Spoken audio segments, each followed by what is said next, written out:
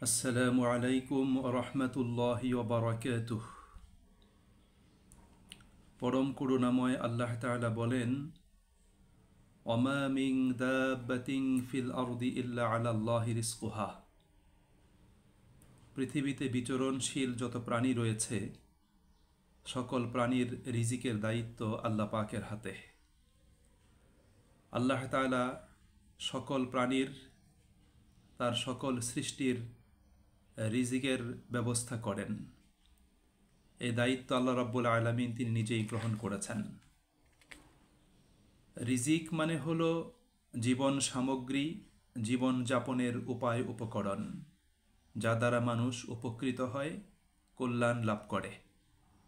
রিজিক বলতে শুধুমাত্র টাকা পয়সা এবং অর্থ সম্পদকে বোঝায় না। আমাদের বেঁচে থাকা, অস্তিত্ব রক্ষা করা, সুখ শান্তি ও সমৃদ্ধি লাভ করা, সফলতা অর্জন ইত্যাদির জন্য প্রয়োজনীয় সকল সামগ্রী এবং উপকরণ রিজিকের অন্তর্ভুক্ত।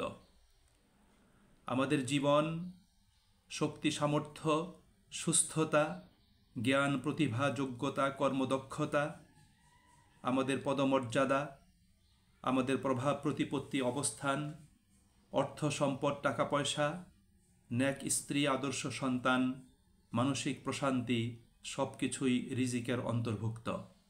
ভালো কাজের আগ্রহ, ইচ্ছা এবং ভালো কাজ করতে পারা, মানবতার সেবা করা, কারো ক্ষতি না করা, আল্লাহ পাকের সন্তুষ্টি অর্জন সব কিছুই রিজিকের অন্তর্ভুক্ত। প্রিয় ভাই এবং বন্ধুরা, যদিও আল্লাহ রাব্বুল আলামিন আমাদের রিজিকের দায়িত্ব গ্রহণ করেছেন, কিন্তু আল্লাহ রাব্বুল আলামিন আমাদের প্রত্যেককে হালাল এবং উত্তম রিজিক অন্বেষণের জন্য, লাভের জন্য আল্লাহ পাক আমাদেরকে চেষ্টা করতে বলেছেন। এবং রিজিক অন্বেষণের জন্য, রিজিক লাভের জন্য বিভিন্ন উপায় অবলম্বন করতে আল্লাহ পাক আমাদেরকে নির্দেশ প্রদান করেছেন। সুপ্রিয় ভাই এবং বন্ধুরা, আমরা আমাদের সার্বিক রিজিকের মুখাপেক্ষী।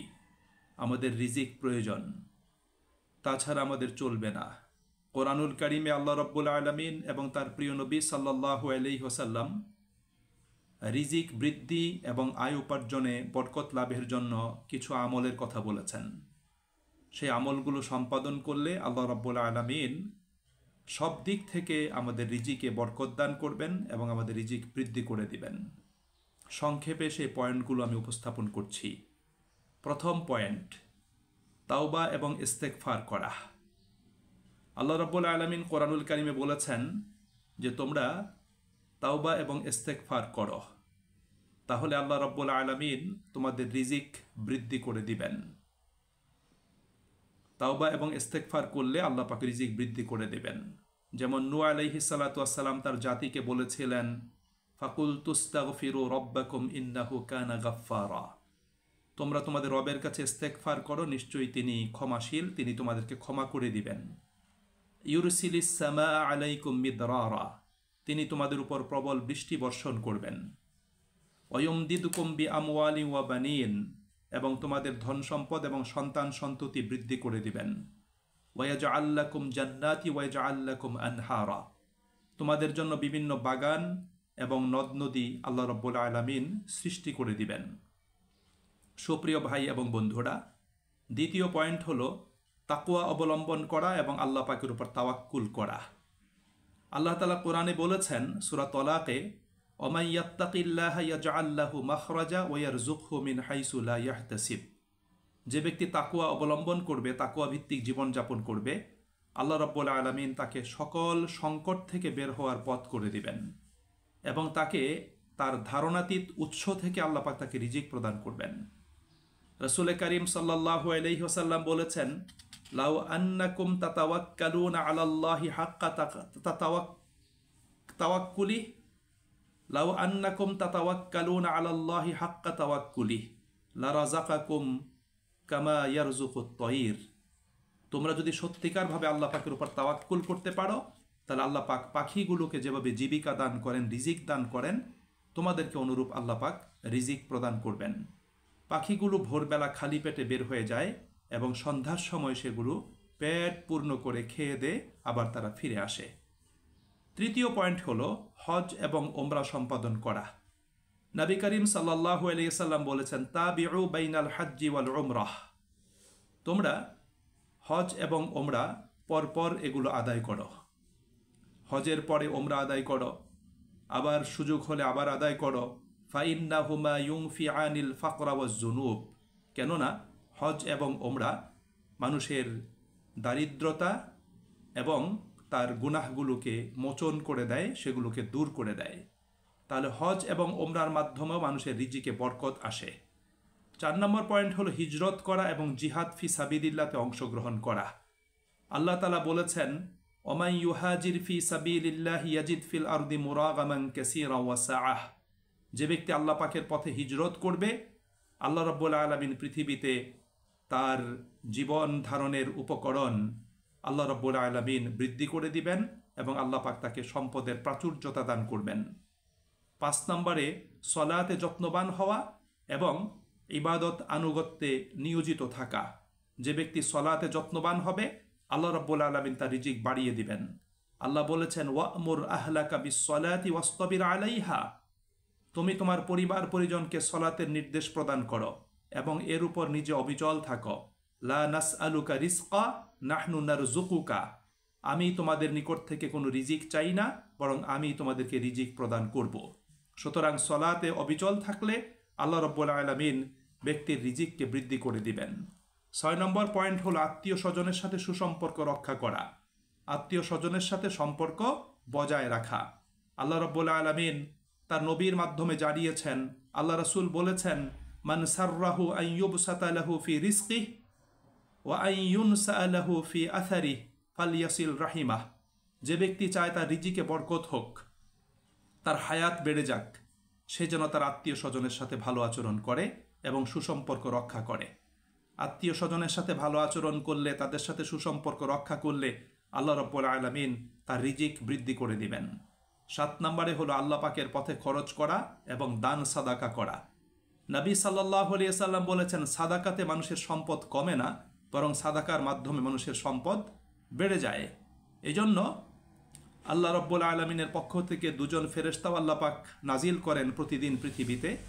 একজন এসে আল্লাহ পাকের ওই বান্দাদের জন্য দোয়া করেন যারা আল্লাহ পাকের পথে খরচ করে।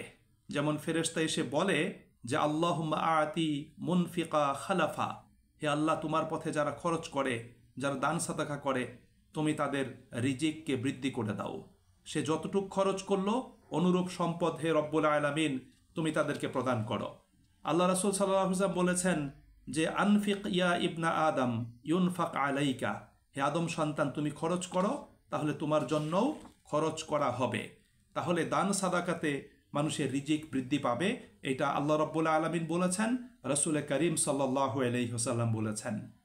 8 নম্বরে হলো আল্লাহ পাকের শুকর আদায় করা এবং তার প্রতি কৃতজ্ঞ থাকা। শুকর আদায় এবং কৃতজ্ঞতার মাধ্যমে মানুষের রিজিক বৃদ্ধি পাবে।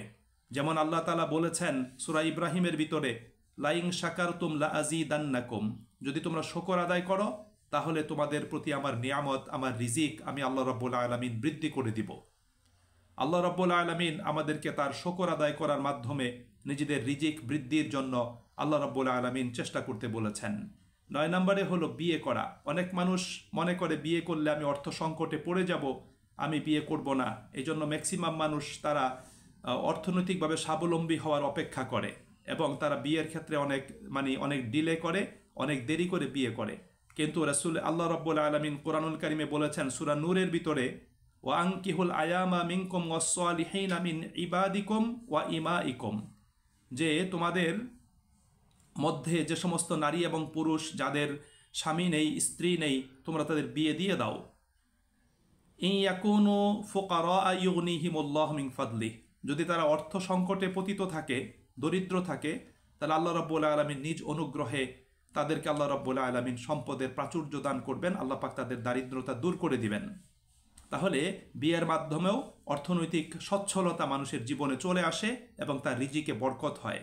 10 নম্বরে দরিদ্র অসহায়দের প্রতি সদয় হওয়া এবং তাদেরকে সাহায্য সহযোগিতা করা। দরিদ্র অসহায়দেরকে সাহায্য সহযোগিতা করলে আল্লাহ রাব্বুল আলামিন রিজিকে বরকত দান করবেন। 11 নম্বরে আল্লাহ পাকের কাছে হালাল এবং উত্তম রিজিকের জন্য প্রার্থনা করা। আল্লাহ পাকের কাছে হালাল রিজিক চাওয়া।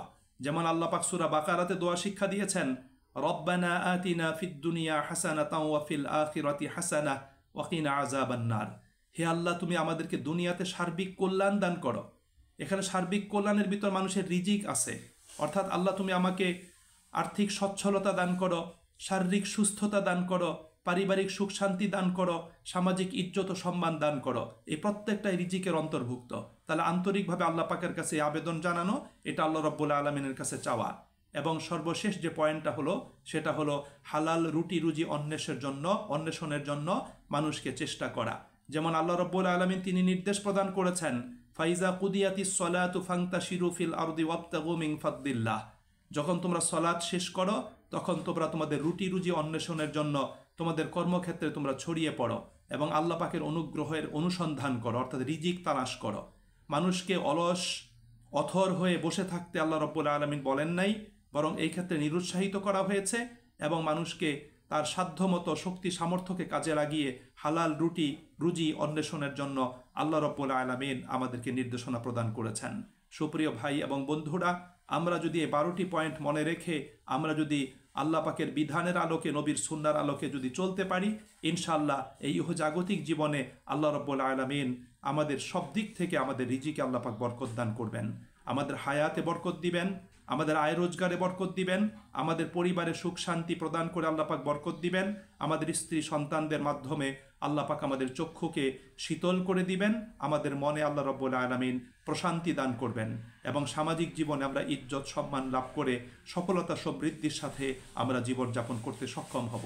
তাই প্রিয় ভাই এবং বন্ধুরা, আসুন আমরা প্রত্যেকে 12টি পয়েন্ট মনে রেখে এর আলোকে আমাদের রিজিক বৃদ্ধির জন্য আমরা প্রত্যেকেই চেষ্টা করি, আল্লাহ পাকের কাছে দোয়া করি, আল্লাহ যেন হালাল রুটি রুজির মাধ্যমে আমাদের যথেষ্ট করে দেন এবং হারাম থেকে যেন আল্লাহ রাব্বুল আলামিন আমাদের প্রত্যেককে রক্ষা করেন। আসসালামু আলাইকুম ওয়া রাহমাতুল্লাহি ওয়া বারাকাতুহু।